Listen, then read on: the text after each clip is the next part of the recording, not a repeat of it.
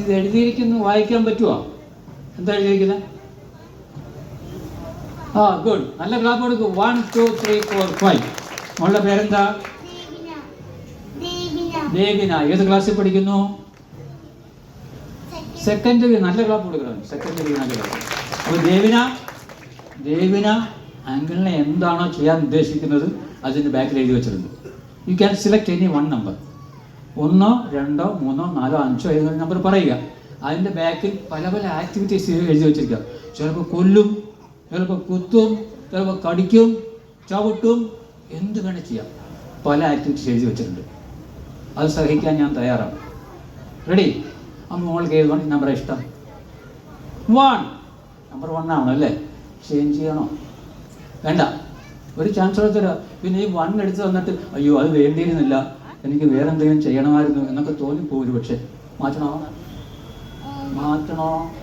വേണ്ട. അപ്പോൾ strong ഡിസിഷനാണ് ദേവിനയുടെ strong decision. നമുക്ക് നോക്കാം.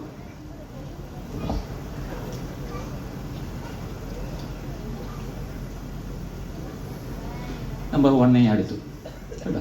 ബാക്കി ഏതൊക്കെയാണ് ഉള്ളത്? 2 3 4 and 5. ഞാൻ പറയുന്നു, എന്തുകൊണ്ട് മോളിത് ചൂസ് ചെയ്തില്ല? നമുക്ക് എന്താണ് കാരണം കണ്ടോ? ബാക്കിയെല്ലാം kill kill kill kill kill. അതെടുത്താൽ മോളെന്ത് കൊല്ലുമായിരുന്നു അല്ലേ? പക്ഷെ എന്തുകൊണ്ട് ഇതെടുത്തു? ഇതെന്തുകൊണ്ടെടുത്തു? ഒന്ന് കെട്ടിപ്പിടിക്കാം. റെഡിയാണോ? Okay, bye. പോലെ